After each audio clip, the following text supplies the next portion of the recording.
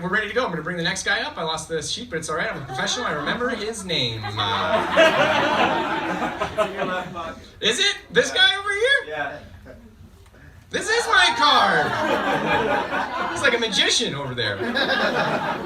Okay, no, this is great. I haven't had the pleasure to see him before, but he has apparently this is going to be great. You guys are in for a real treat. I'm never hosting ever again.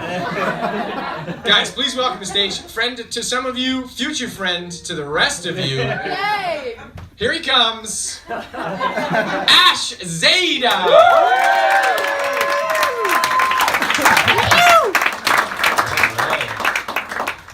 So, I have a 16-month-old daughter, and we just found out that we have another one on the way. So, some of my friends are just finding that out now for the first time. We're not that close, obviously. So, I'm not really worried about having another baby. Even the first one, I wasn't really worried. They're not that hard. Really, they're not. You read a book or two and you know like 90% of what to do. The other 10%, that's the fun part. You only learn after you have a baby. Like with my parents, I didn't know what they would think of my parenting style. I had a hunch. They're from Iran.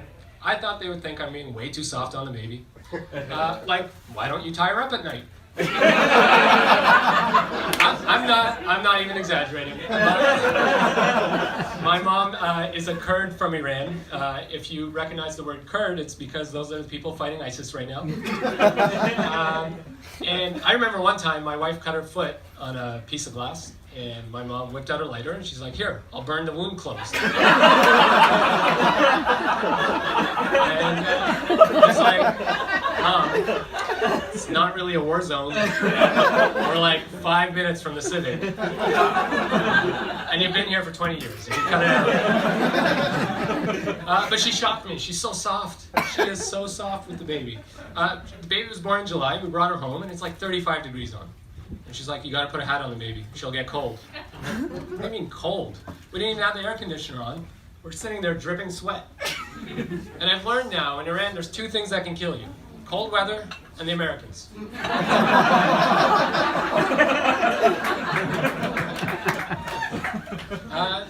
The thing that was the hardest to learn, that I couldn't find in the one book I read, and I really didn't feel comfortable Googling it, is how you clean a girl's baby vagina. How do you clean a baby vagina? You can't find this in any book. And I didn't want to Google it.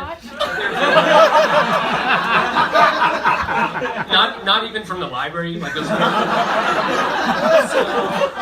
I had to learn it the hard way, but now that I know, I want to teach everyone who doesn't know. And it's really easy.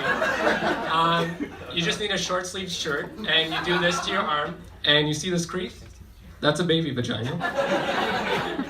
And what you want to do is get some Dijon mustard and just give it a healthy squirt. And it's important you use Dijon because you need things to stick to the skin, not regular mustard. And then you want to line up like 2 to like 8 baby wipes. You'll probably need them all. And the most important part, and every woman in here will tell you it's true, you have to wipe front to back. Front to back. Back to front. Yeast infection. Now you know. But now that I've done it like a million times, I'm kind of happy we have a daughter. My friends have little boys, and I've seen them change their boys, and you have to like lift things and like it's like a joystick, and you got to get in there. With a little girl, it's just and you're done. That's it. Now that she's older and like running around and independent, I find I yell all sorts of shit I never thought I'd have to yell. Like the other day, I was watching her and I was like, "Hey, if you're gonna spit, do it on the hardwood, not the carpet." And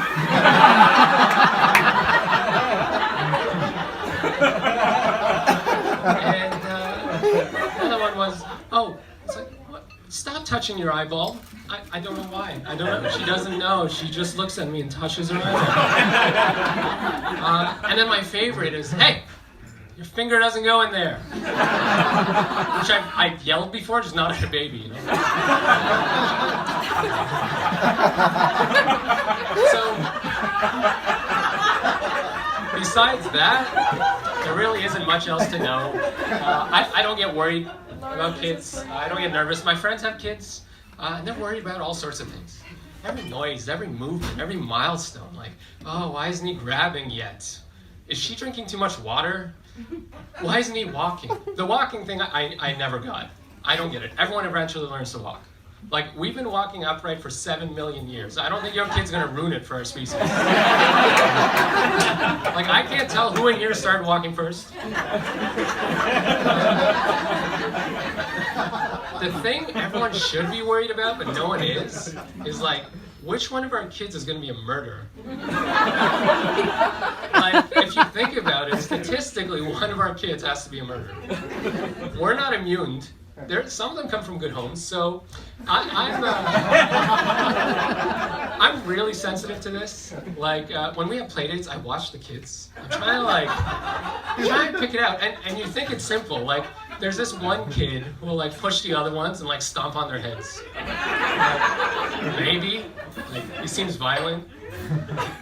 Then there's a shy kid who seems normal, but the parents hate each other. Maybe they learn it from their parents. I don't know. But then there's this one kid. Doesn't play with the other kids. Just stares at me. Just kids running around throwing things. And I pretend to have conversations with the parents, and I just do this. And every time I look, it's just. The problem with this kid is she's mine. So, obviously, I'm exaggerating. I don't think she's a psychopath yet, but she does terrify us. She's going through a phase right now I call the Chris Brown phase, where she. Let me finish. Maybe she can dance. You don't know. She can. She'll come up to you with a smile. And she slaps me across the face and then hugs me right away. And says, Standup. I don't know what to think. I don't know if she hates me or loves me. And it's gotten so bad when she comes up to us, me and my wife do this. Wax off. So if you have any takeaways from tonight, it's front to back and take self-defense. Thank you.